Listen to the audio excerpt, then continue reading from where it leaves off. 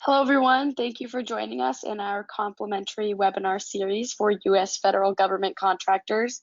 We are coming to you live today from Washington, D.C. You probably found out about today's webinar through our newsletter, which reaches over 23,000 federal government contractors and service providers. Today's session is complimentary and also recorded. You can find the recording on our website and YouTube channel about 24 hours after the webinar. We have over 525 complimentary webinars on our YouTube channel. This includes all 52 parts of the FAR, all 52 parts of the DFAR, and hundreds of webinars on strategic and tactical topics. If you would like to advertise in our newsletter or any of our upcoming webinars, please email at hello@jenniferschaus.com. A little bit about us. We are a specialized consulting firm focused on working with established federal contractors. We work with product, service, and software firms across the globe. For more information about our services, please visit our website and select the About Us tab. As mentioned, today's webinar is covering the FAR supplement. It is complimentary and recorded. We began this series in January 2022, and you can find these past recordings on our website, as well as future schedule and registration links. As you can see here, we have covered several of the FAR supplements already, and we'll wind down the series on August 24th with the Veterans Administration. Then on Fridays, we will cover the same agency or department in a Playbook series. The Friday webinars discuss upcoming bidding opportunities, contracting trends, small business resources, and sometimes feature a government speaker. The full schedule and past recordings are on our website under the Playbook tab. Please join us at the Kennedy Center for a night of networking with over 200 federal contractors. Our quarterly event will take place on Monday, June 20th. Sponsorship opportunities are available. Federal agencies will be present and will be listed as they confirm. Please note that ticket prices increase on June 13th. We hope to see you there. Now I'd like to thank our sponsors who helped make the webinar series possible. We would like to thank the Virginia PTAC. It is based out of GMU in Fairfax and offers free one-on-one counseling to firms in Virginia on federal, state, and local procurement topics. Online resources and group trainings are free with no restriction on business location.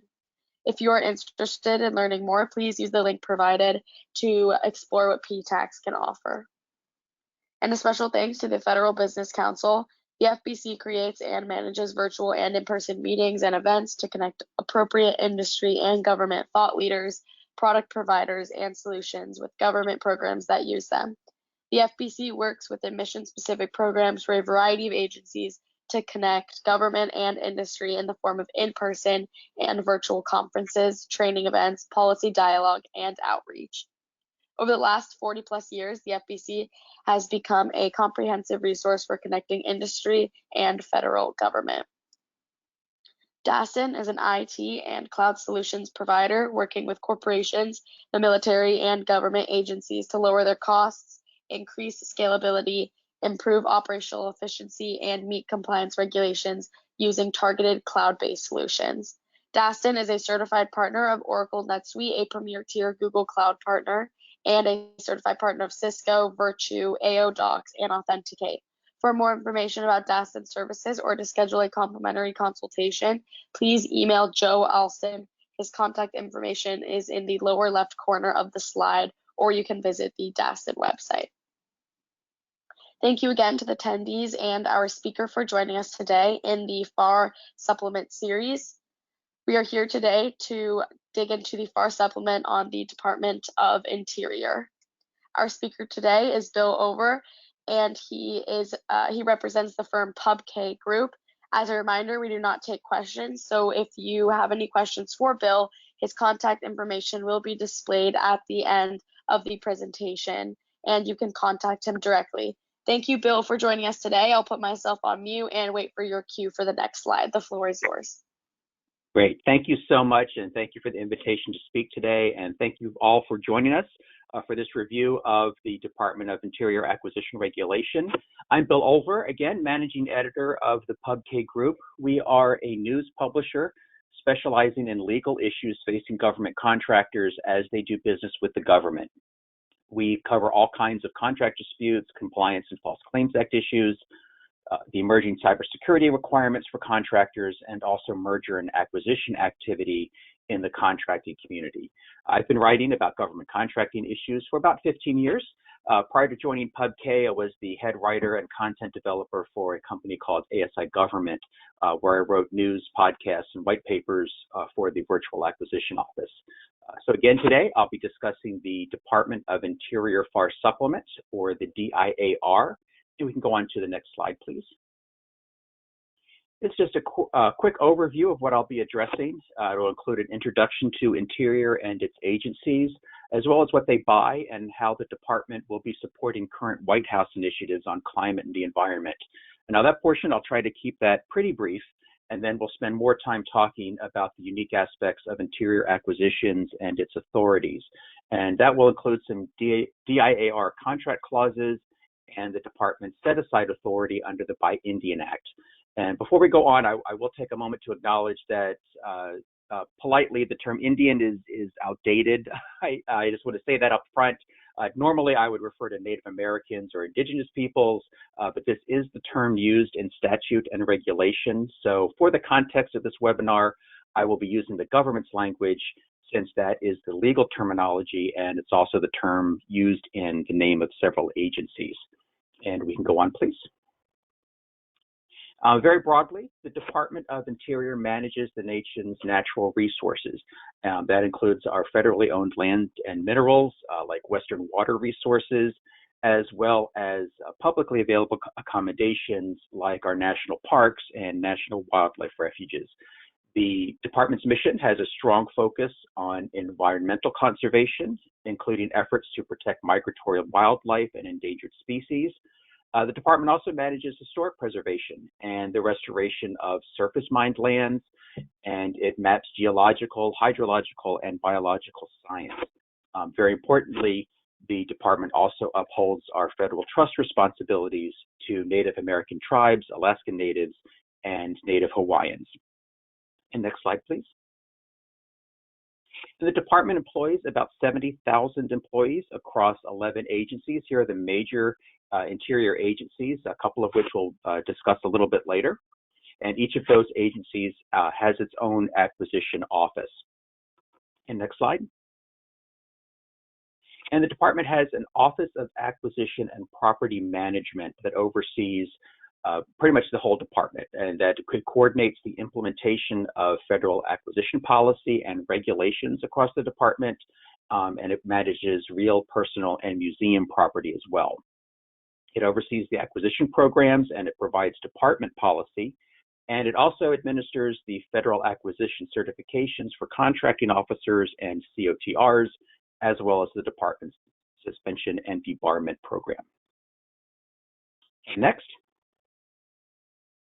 If you're working with DOI, there's a good chance your contracts will touch the Interior Business Center at some point.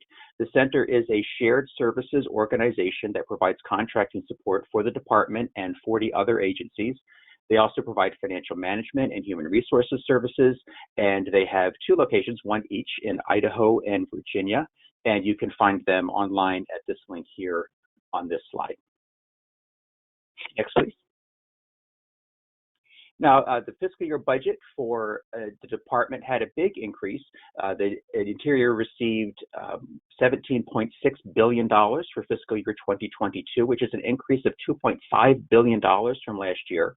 Now, about half of that is dedicated to procurement, and according to the most recent data from Interior, about 67% of its contracts funds go to small businesses. So there is a significant amount of money on the table for small businesses if you're in the right niche. And these are just some common procurements that DOI focuses on. A lot of them, of course, are very common across all federal agencies. And the next slide. And we're going to touch briefly again on the mission focus, which is natural resources and environmental concerns. Interior is tasked with protecting the environment, preserving our natural and cultural resources, providing recreations through our parks and refuges, managing natural resources, providing science, and meeting our trust responsibilities to indigenous populations. And I bring this up again because Interior is entrusted with multiple responsibilities under the Biden administration's environmental, climate justice, and infrastructure efforts, which is one big reason the department saw such a gigantic budget increase this year. And we can expect that possibly going forward depending on what the administration is up to. And next slide.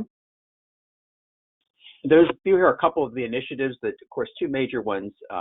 In January 2021, soon after taking office, President Biden issued Executive Order 14008, tackling the climate crisis at home and abroad. Now, that order established a White House Office of Domestic Climate Policy and outlined a framework for combating climate change. Now, relevant to Interior, that order directed the department to halt issuing new leases for oil and gas on federal lands and offshore waters, and to review its permitting and leasing practices for fossil fuels. The department is also tasked with identifying steps that will double energy production from offshore wind by the end of this decade. And last fall, as you probably know, Congress passed the Infrastructure Investment and Job Act, which allocated $1.2 trillion over the next decade to the nation's infrastructure. Now, a lot of that funding goes directly to states to support building and replacing infrastructure, but there was a lot of money left for federal agencies to build or replace infrastructure that is owned by the federal government.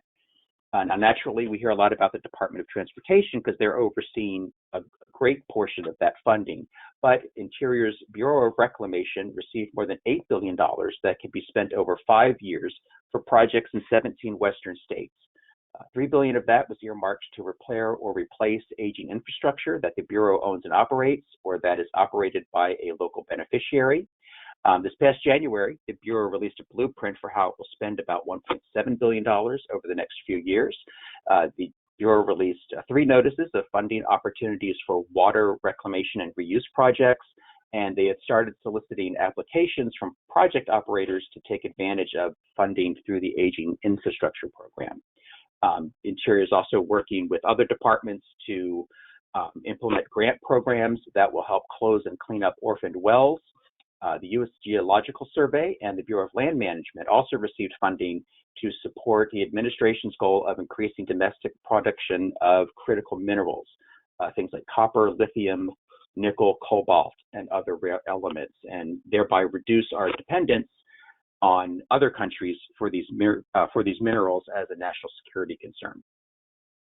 And that also funded National Science Foundation grant programs to support basic research on domestic minerals mining and recycling, including critical mineral production and supply chain support. And finally, we still have the Build Back Better Act that is still floating around. It kind of faded away in the Senate after it was passed in the House, but the administration has not totally given up on the bill. If it does pass during this session of Congress, it is likely to be very scaled back from the multi-trillion-dollar effort that was under consideration for quite some time. So this is on the TBD list, but it's well worth watching if your company can support Interior on any kind of environment, climate, or construction projects, because I would expect that they would see another funding boost out of that bill should anything happen with that. So that's just a quick overview of Interior's mission and some projects that they're working on, and we'll move on now to look at the DIAR. So if we can go on to the next slide, please. Now, the Department of the Interior Acquisition Regulation can be found at www.ecfr.gov under CFR subpart 1542.2. The DAR is not massive. It is not a huge extension of the FAR. In fact, on this slide, I have the entirety of the DIAR. It is 23 sections, so it is not nearly as extensive as something like the Defense FAR supplement. If you have an hour, you could probably read it all. 2 if you want to be thorough. Many of these provisions merely incorporate by reference other sections of the FAR. For example, there are clauses governing the Privacy Act, contractor liability insurance, and the general release of claims at the conclusion of contract performance. Now, we're not going to review each of those individually today. There's probably no need, but we'll hit some highlights, And we'll go through these probably fairly quickly. We have about a half hour left. But each clause number will be listed at the top of the slide, so you should be able to find the full clause and references in the CFR if you want more details. We can go on. We're going to start out with some language related to contract award and proposals. These are lumped together a little bit. They don't really connect in any meaningful way, but they're just kind of lumped under general contract processes. In clause 1452.21571, the use and disclosure of proposal information. This clause defines trade secrets and confidential commercial or financial information. It also provides instructions on marking your proposal to protect certain sections from Freedom of Information Act requests. And that's important because DOI assumes no liability for the release of protected information if you have not correctly marked it in your proposal. And next slide, please. In clause 1452.22770, appeals of use or exceptions to patent rights, this clause provides a process for appealing a contracting officer's decision to incorporate FAR clauses regarding the government's ownership in patent rights to work performed under contract. And these appeals must be mailed to the designated appeals official at the Associate Solicitor for General Law at the department in Washington. And next slide. There's one clause related to protests, and all it says is that the protest, any protest served on a contracting officer must also be simultaneously furnished to the Department of Interior Assistant Solicitor for Acquisitions and Intellectual Property at this address, so don't forget that. And we can move on. And we're going to look at a couple of clauses related to construction contracting and kind of related services. First, in clause 1452.23671, additive or deductive items. In this clause, the Interior sets out a process for when an agency needs construction services but has only limited funds available. Now, in these circumstances, it may decide to evaluate proposals based on a minimum set of base requirements and one or more optional items. So this clause notifies offerers that award may be made to the bidder that has the lowest total of a base bid and a combination of additive and deductive items. So the agency will evaluate all bids on the basis of the same items under the order of priority of the items that is listed in the solicitation. Next slide. And this is a general prohibition against the use of lead-based paint. And the next slide. And this is DIAR 1452.237-71, the utilization of woody biomass. So first, let's define woody biomass. This is comprised of the trees and woody plants that are the byproducts of management, restoration, or hazardous fuel reduction treatment. Generally, it's debris created by forestry or land management, whether it's clearing land or trimming trees, that kind of activity. Now, contractors may remove and use this woody biomass if the project is on schedule and if the contractor will remove the materials before the project is complete. Now, the government is not giving away its debris. You have to buy it. And that means a written request must be submitted and the parties must agree on a price and contract terms. Now, this is entirely separate and severable from the services contract there. So a failure to perform on, the removing woody biomass would not affect your underlying service contract, although you probably don't want to do that. And next slide. And then there are a couple of clauses that address the provision of aircraft by the department. In clause 1452.228.71, aircraft and general public liability insurance, the department requires the contractor to maintain liability insurance covering property damage, bodily injury or death, and workers' compensation. And next slide. Clause 1452.228-72, liability for loss or damage, requires the contractor to indemnify and hold the government harmless for loss or damage, and to provide a copy of the insurance policy to the contracting officer. It also provides the government will reimburse the contractor for insurance deductibles if any loss or damage occurs while the aircraft is in the government's possession and control. And next slide. And finally, this is the third and final clause on the provision of aircraft in DIAR 1452.228-73, liability for loss or damage. This provides that the government accepts responsibility for loss or damage to aircraft in its possession and control unless, except for normal wear and tear, loss that occurs due to the contractor's negligence or fault in repair and maintenance, or a loss that arises from a latent defect in the aircraft. Now, if the aircraft is damaged, the government may opt to make repairs itself or reimburse the contractor for repairs. If an aircraft is damaged beyond repair, the government will pay the contractor the fair market value for the aircraft minus any salvage value from the wreckage. And next slide. That will bring us to the BIOEN Act provisions in the DIAR. You can find a fuller accounting of acquisitions under the BIOEN Act at the link at the top of this slide. The BIOEN Act and its implementing regulations allow the Bureau of Indian Affairs and the Department of Health and Human Services Indian Health Service to award federal contracts to Indian-owned businesses without using standard competitive processes. The set-aside program is very similar to other small business preference programs, for example, VA's veteran-owned small business set-aside program. The term used in Interior's regulations is Indian Economic Enterprise or Indian Small Business Economic Enterprise. A recent final rule amended the regulations regarding these set-asides, and it's slightly different than this slide because it's a very recent final rule. I apologize for not having this quite updated. Previously, agencies had to set aside contracts valued above the simplified acquisition threshold for IEEs. Further, when setting aside contracts for IEE small businesses, COs had to follow the rule of two. And that means that the CO had to determine whether there was a reasonable expectation that the agency would receive offers from two or more responsible firms and that award could be made at a reasonable price. If the CO did not have that assurance, they could open the competition to other small firms.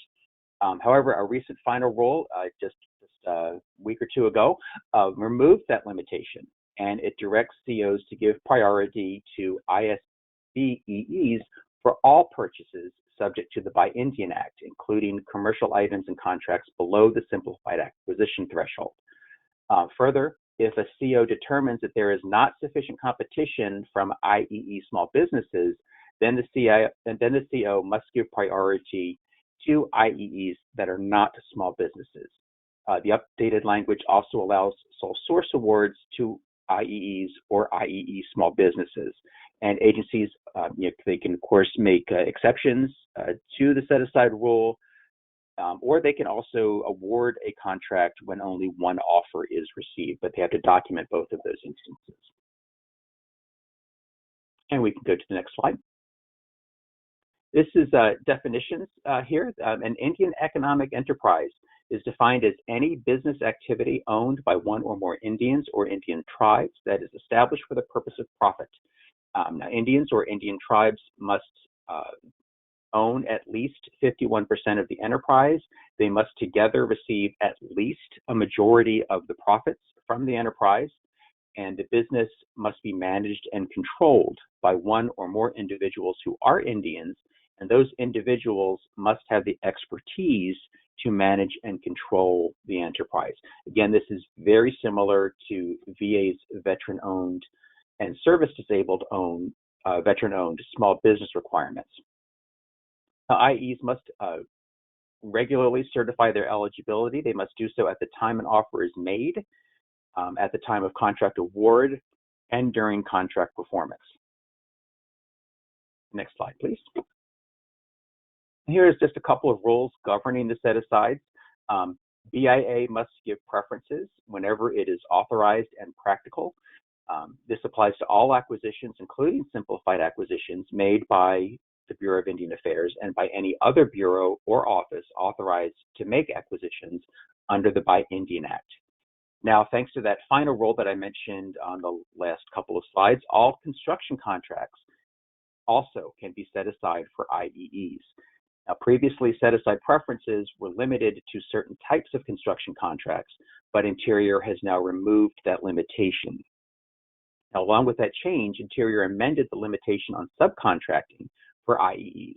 Now, there's still a 50% subcontracting limitation for supplies and services, but IEEs now may subcontract up to 75% for construction by special trade contractors and 85% for general construction.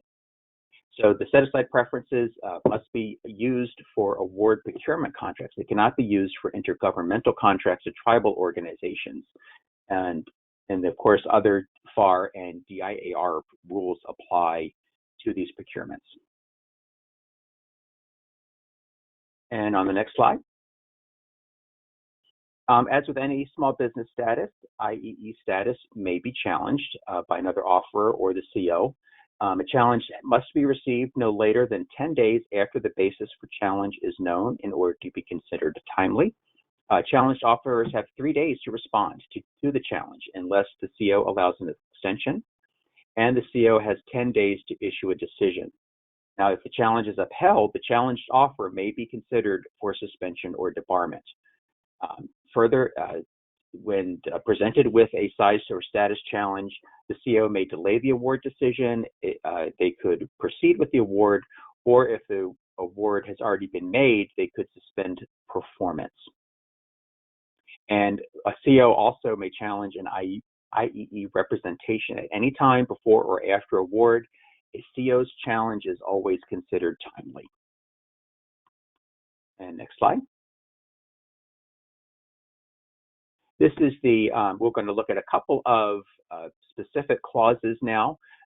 DIAR 1452.280-1. This is just the general notice in the solicitation that the offers are being solicited only from Indian economic enterprises that are also small business concerns. And next slide. In DIAR 1452.280-2, Notice of Indian Economic Enterprise Set-Aside, this documents the definitions and eligibility requirements, including what we've already, including what we've already discussed, as well as certifications about work to be performed in-house or subcontracted. Now, to be eligible, participants can be part of an authorized mentor-protege program. This does not render an IEE ineligible for contract set-asides. Now, during contract performance, if a contractor discovers that it no longer meets the definition of an IEE, it must notify the CO in writing. Now, the contractor also must fully disclose the circumstances that caused the loss of its eligibility and to talk about any actions that it might take to regain its eligibility. And failing to do that could result in contract termination, or you might be deemed ineligible for future awards. And next slide. This clause, 1452.226-70, governs Indian preferences by the Indian economic enterprise. In this clause, the contractor agrees to give hiring preferences to Indians who can perform the work regardless of age, sex, religion, or tribal affiliation. The contractor also agrees to give subcontracting preference to Indian organizations and Indian-owned economic enterprises. And contractors may hire persons other than Indians or contract with non-Indian-owned entities if it cannot otherwise meet its contract requirements under those stipulations. And if this is the case, the contractor must seek to utilize other small business concerns, even if they are not IEEs. And next slide. The Indian Preference Program, DIR Clause 1452.226-71. This requires contractors to actively recruit employees from tribal areas, and it requires contractors to have a subcontracting plan for IEEs. And next slide, which will be our last slide. This is simply the representation of eligibility as an Indian economic enterprise, 1452-280-4. And be careful marking these boxes. So you don't want to get in trouble for that. And that brings me to the end of the presentation. As I mentioned, the DAR is not real robust. It's just a handful of clauses that are unique to Interior. So we could give you a few minutes back in your day. Thank you for attending. Thanks to Jennifer Schaus and her team for this opportunity. And thank you, Krista, for managing my slides. Yeah, no problem. Thank you so much, Bill, for a great presentation. Thank you to all who participated. The recording and slides will be available within 24 hours or less of the webinar. Thank you so much, everyone. Have a good day.